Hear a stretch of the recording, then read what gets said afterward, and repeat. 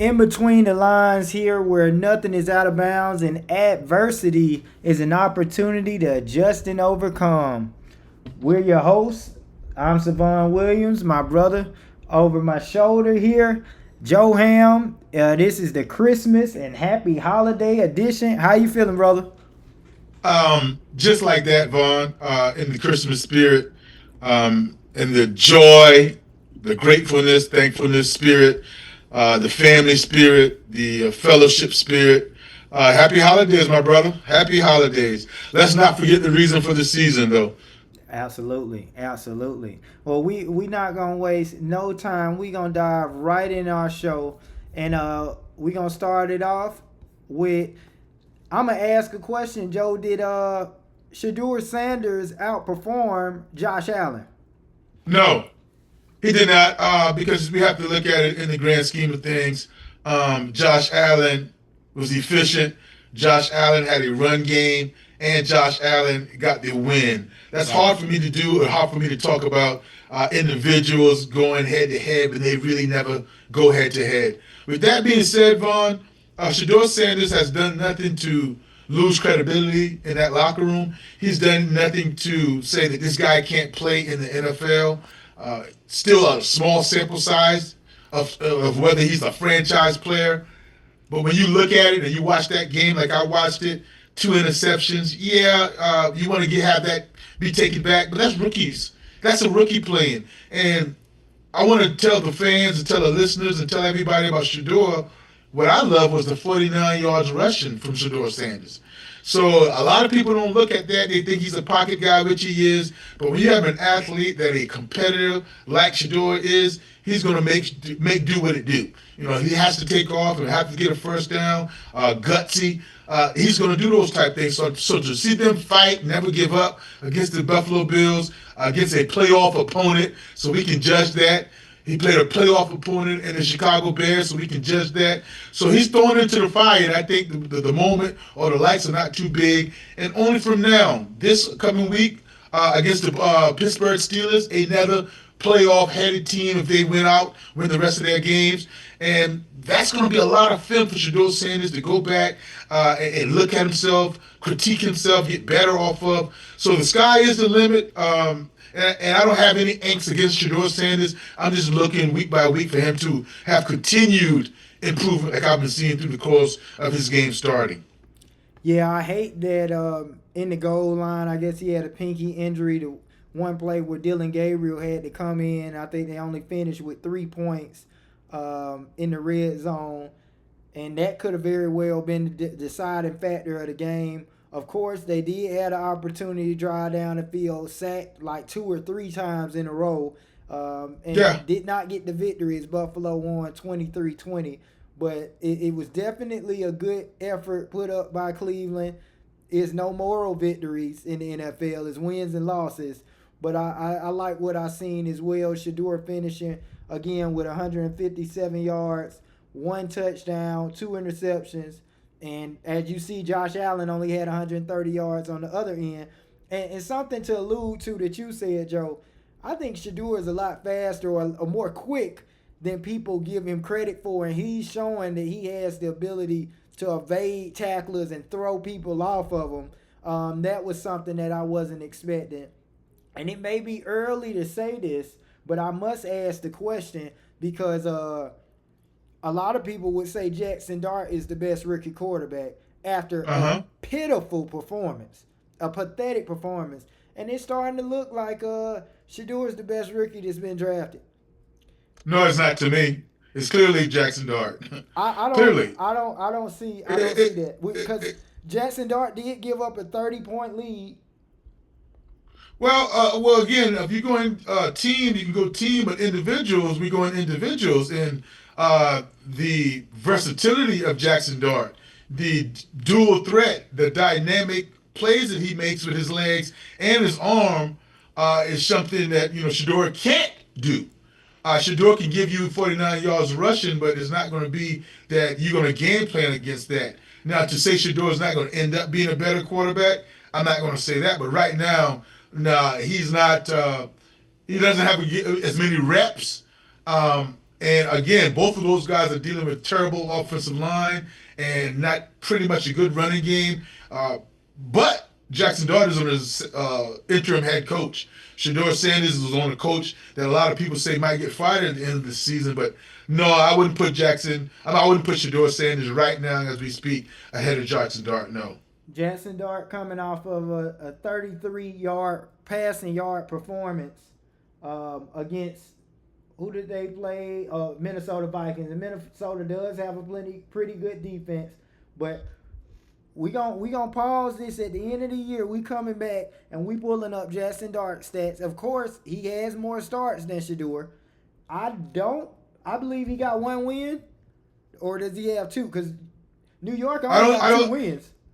Yeah, but New York is not a good team. So then again, when you pull it up the stat, yeah, but when you pull up, see, you're doing the thing that how can you finalize who's better, who's going to be better at this point? Just stats, touchdowns, wins, losses.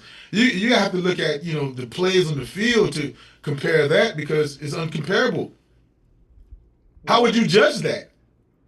Well, I guess we have to pick Dart best 6 games and Shedeur versus Shedeur's best 6. Well, Shedeur only probably will have 6 games starting, so that'll probably because if you're going to look at stats, Vaughn, Shedeur's not going to win that because Shedeur is probably at this point even with the touchdown turnover ratio. So I mean Shedeur's worst game was against the Chicago Bears, which we just saw 2 weeks ago. And we just seen what Jackson Dart just did. Yeah, but you're going against opponents now. But at the end of the season, all you're going to look at is the stats. If you're going to do that, and as you're going right now, Shedeur is right even. What's his interception to touchdown ratio?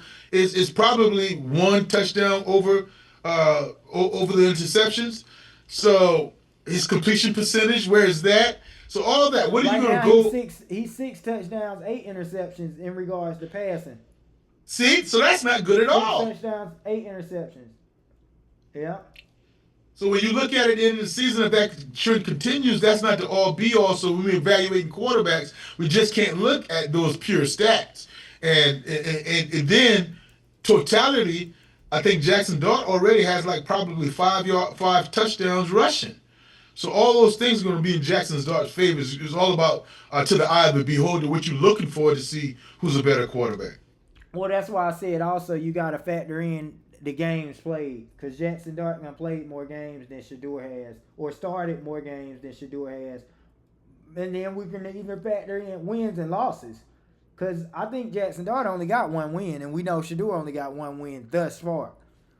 So I don't think it's that off the charts to say Jackson Dart just been killing it while Shedeur hasn't, or vice versa. I think it's a very close call just to even throw Cam Ward in there. None of them is just blazing to say, okay, this is going to be the next great. I think it's a work in progress. But like you just mentioned, Jackson Dart got a new quarterback. He's got an interim head coach where, when you 2-13, you're supposed to have your interim head coach. Same. It's hard to project. Hopefully Cleveland and Tennessee may be in the same boat very soon.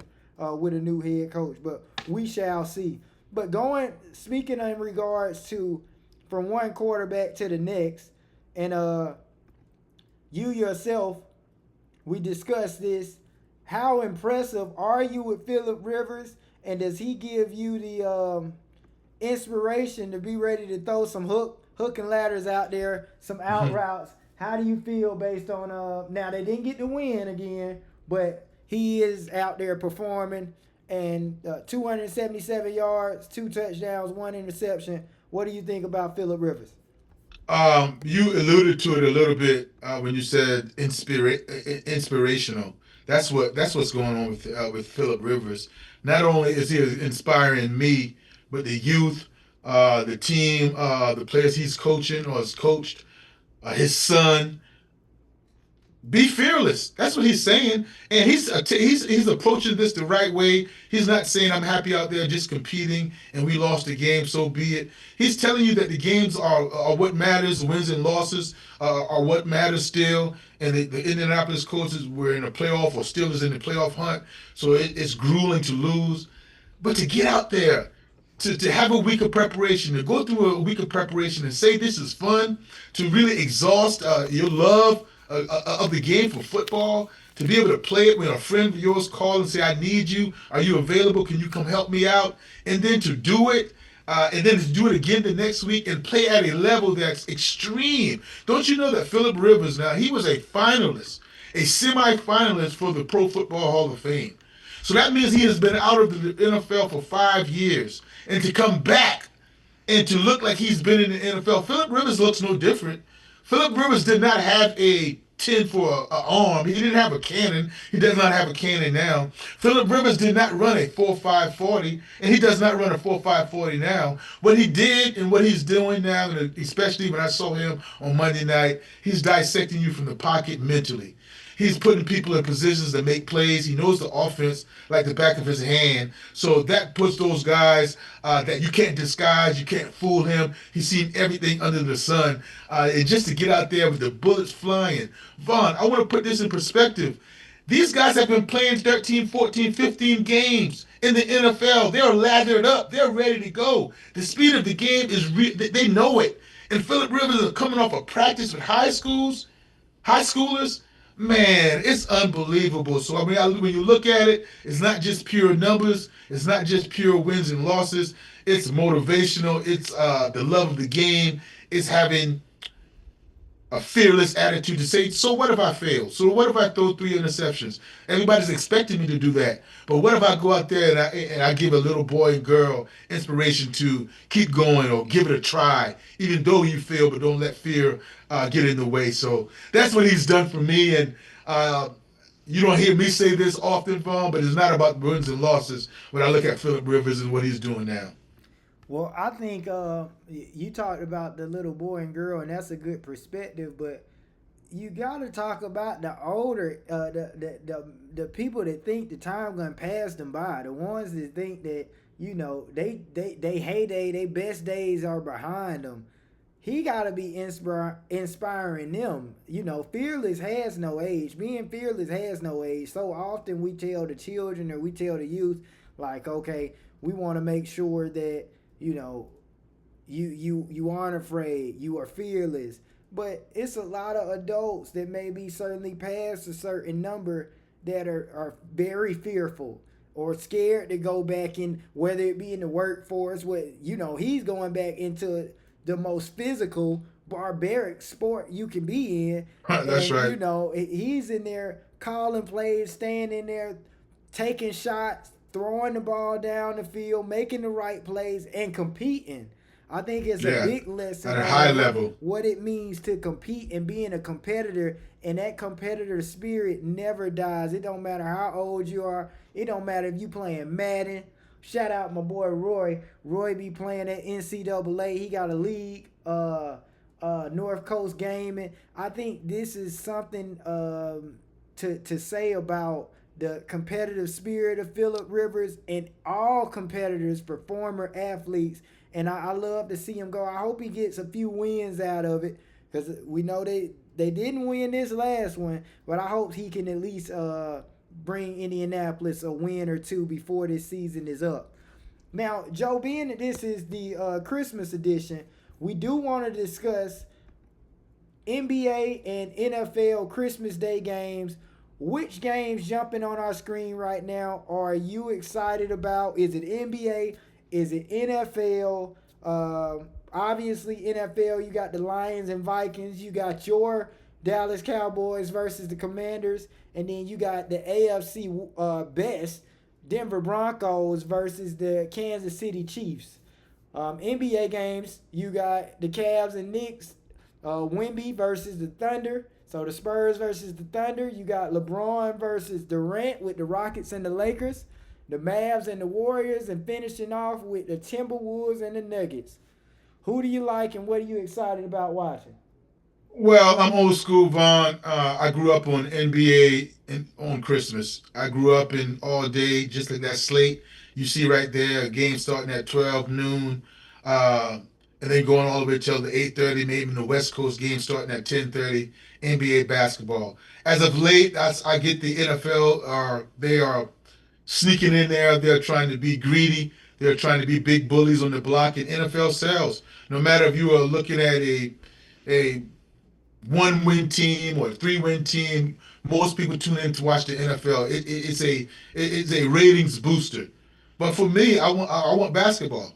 I want basketball, and I think that my sister said it earlier when I was talking to her that the NBA gods kind of put a wrench in NFL football for Christmas Day because if you look at it, Vaughn, those matchups that's going to be played tomorrow as far as football, those are really good matchups going into the season. I see why they had those schedules scheduled as Christmas Day games because this late in the season, division rivals, and if they came down to where it should be coming down to, imagine Dallas Commanders if they were or they lived up to their expectations. Lions Vikings if they lived up to those expectations.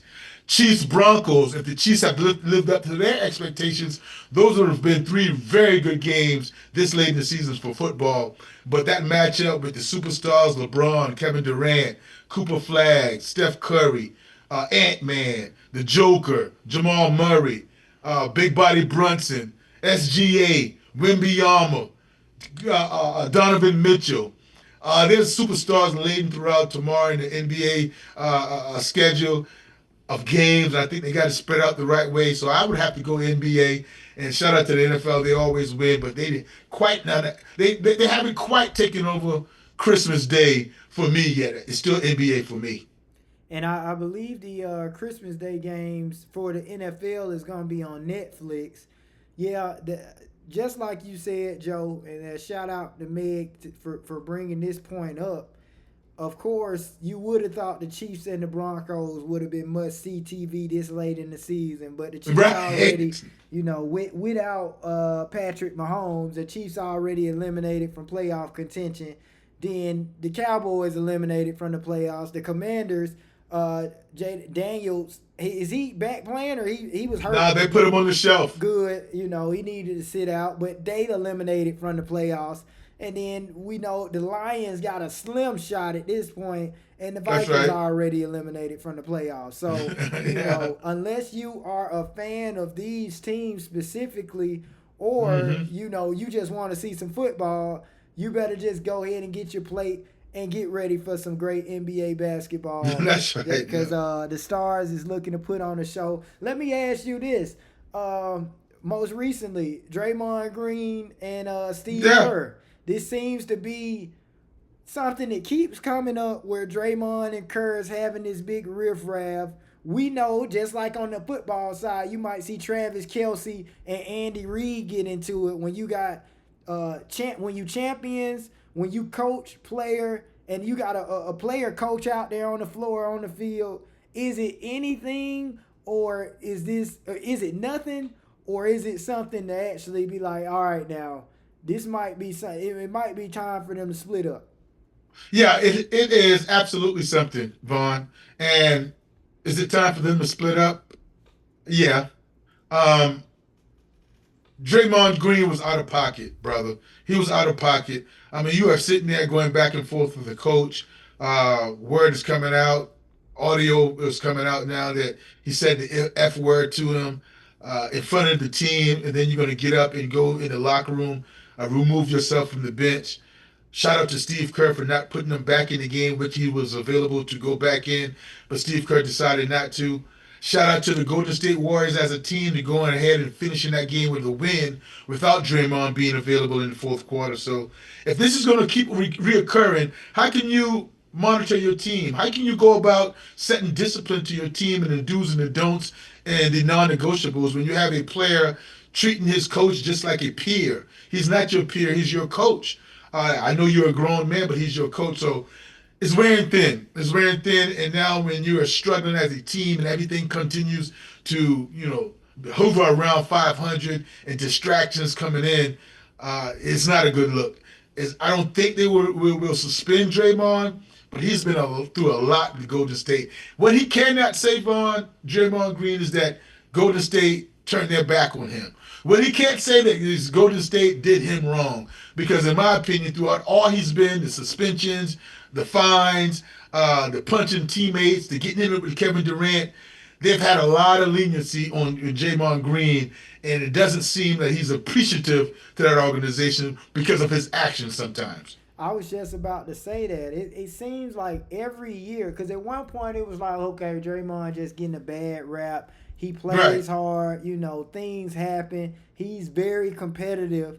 But it seemed like every year it's him, and it can even be internal. It don't even have to be on the floor. It can be in practice, and him. They would have never got rid of Poole if it wasn't for that issue that occurred in practice. They would have still had Poole Correct. because they Correct. still ended up getting rid of Clay. So it's like they could have kept Poole. They end up bringing in Jimmy Butler. It's I think it's the end of the era in the NFL with the Chiefs. They obviously gonna have to rebuild, and it might be time for Travis Kelsey to go ahead and ride on off to the Swift set.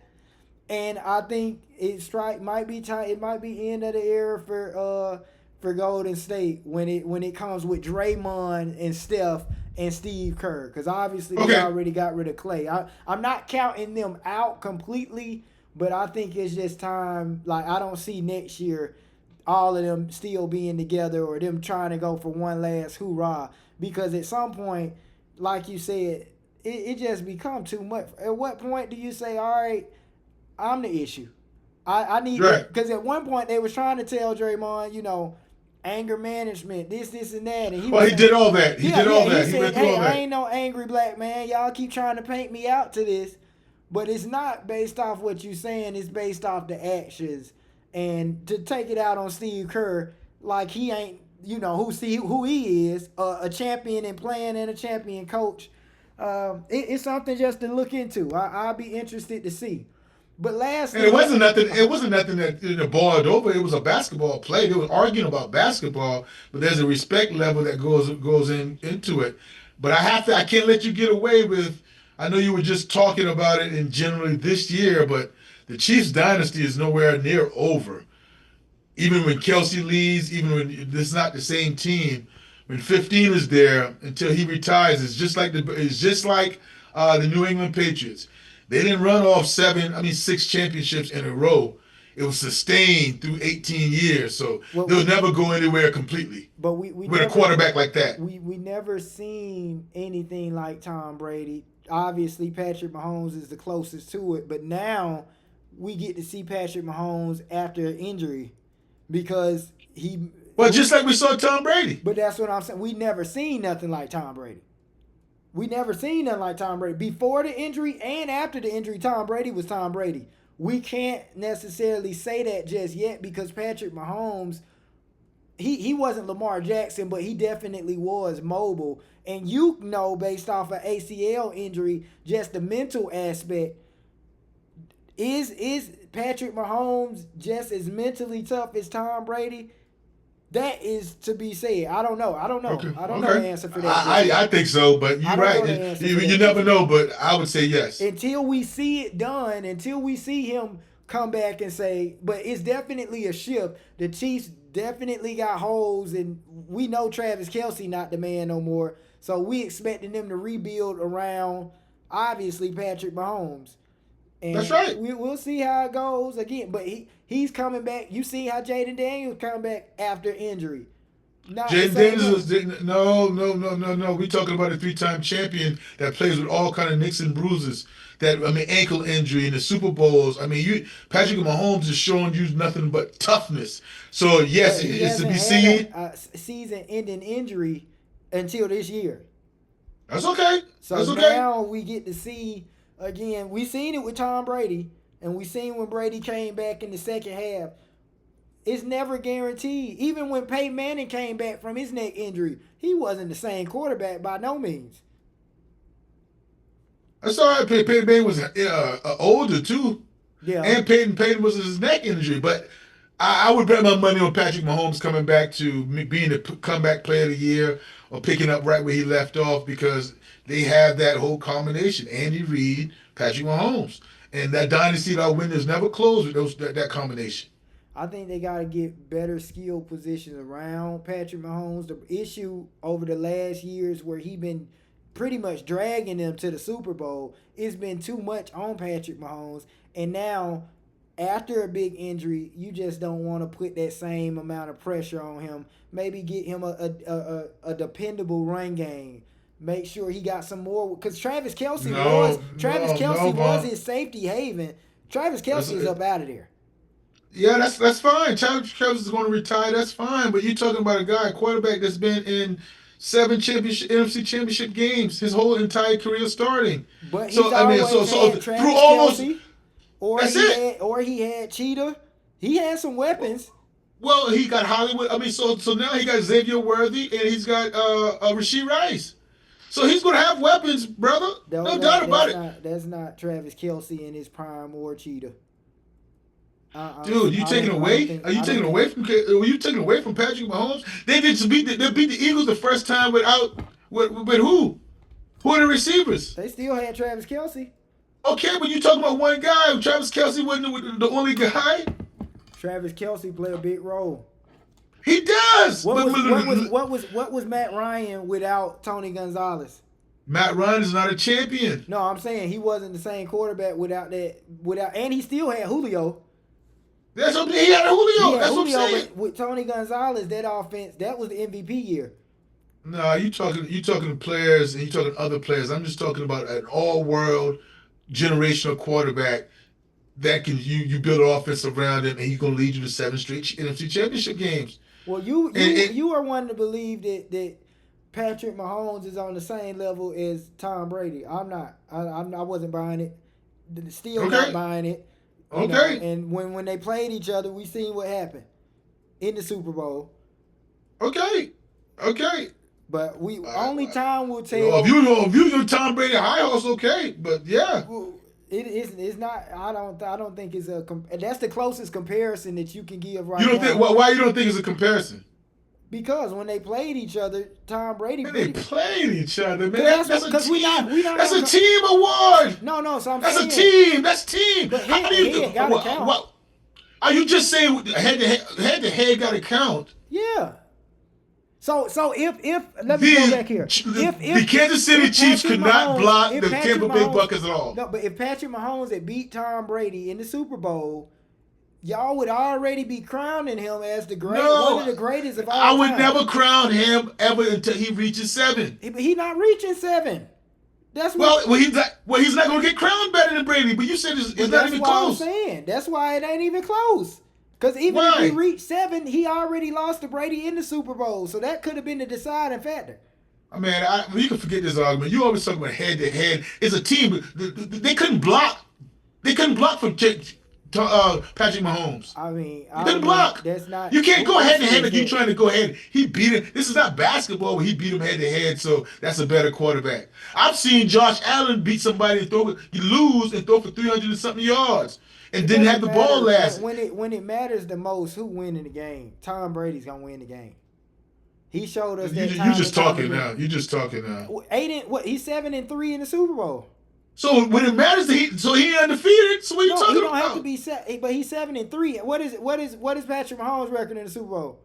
3-2. Why are you bringing Patrick Mahomes up to me like I said he's better than Tom Brady? Because you was uttering it as if no, don't do no uttering. I never said that. You trying to say it's not even close? Because I don't think it's close. If he got 3 Super Bowls, he got 3, right? Or he got 4. How many Super Bowls does Patrick Mahomes got? 3. Okay, we got 4. It's 4 rings deciding between the two. That's a large gap. Okay. That's a large gap. He got to be closer like to Joe Montana. He got to be. You talking like a non-football guy because Tom Brady, Dan Marino is up there quarterbacking with Tom Brady too, and he has no rings. Well, you talking about yardage and stats and not. And Aaron Rodgers is close to Tom Brady as far as talent too. That's what are you talking about? That is not true. I'm talking because I'm talking about when it's all on the line. Because this is how you sound. This is how crazy you sound when you start talking about championships. Terry Bradshaw is better than Peyton Manning. He has 4 Super Bowls. He has 4 Super Bowls. Where are you going back to then? I would say that Troy Aikman is better. Troy Aikman is better too.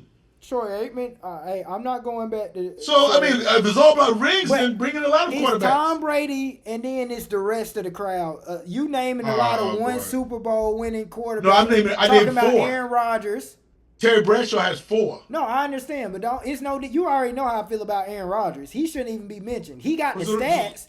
You mentioned Aaron Rodgers when you mentioned. I'm not talking about them with Brady. You sitting there talking about it doesn't matter because he got 7 championships, and the people with 4, the people with 3 doesn't even matter because he's way up there like that. You sound like a Stan. But no, you sound crazy. Tom Brady broke the record in most touchdowns. Then I think Peyton Manning came back and broke it in regards that year when they had Moss. God forbid we win the year they went 17-0, lost to the Super Bowl to the second. Why are you naming all that? Why are you saying all that? Because I'm just saying because we can say we don't even got to talk about the Super Bowls. The Super Bowls is what put it over. It's almost like Michael Jordan. Obviously, the NBA Finals put it over for Jordan, but you can't erase everything that he was doing points wise, defensively. First team All NBA. Who's erasing anything? I mean, you put Tom Brady over there with nobody even close, and you miss me with that. So because you got the Super Bowls and you got the stats. Plenty of people got the stats. Everybody can say they got the stats. Well, who got the Super Bowls? Nobody. So that's why you in a position by yourself. Everybody else is under. You missing me? So go ahead. You missing me? With let's Tom Brady's in a room by himself. It's crazy. Let's transition to. I'm gonna give you 2.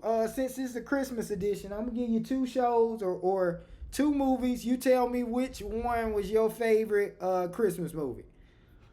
All right, we got Home Alone 1, and we got The Christmas Story. Which one? Oh, Home Alone 1. Oh yeah. Landslide. All right, we got Home Alone 1 versus Home Alone 2. That's Lost in New York. Ooh, very, very close, Vaughn. Very, very close. This is a good one. I'm going with Home Alone 2, Lost in New York, just because of the scene, New York City. It's close, man. 9.5 to 10. I'm going Home Alone 2. No, I love that movie too. All right, better Christmas movie. We going The Grinch by Jim Carrey or A Christmas Story. That's The Grinch. The Grinch, Jim Carrey. The Grinch, Jim Carrey. One of my favorite movies of all time, especially Christmas movies. Yeah, absolutely. Okay, and lastly, we got a better Christmas movie. A Christmas Carol. This was a actual animation with Jim Carrey or Elf by Will Ferrell. That's one of Success' favorite movies, Elf. I'm going to go with Success right there with Elf. Elf is hilarious. Me. Elf is hilarious. I wouldn't necessarily put any of those 2 over some of the other ones I saw, but over that Elf over the other one. Yes. Christmas Carol. So and the Christmas Carol. Yeah. Lastly, the best Christmas movie of all time. Your pick. Who you got?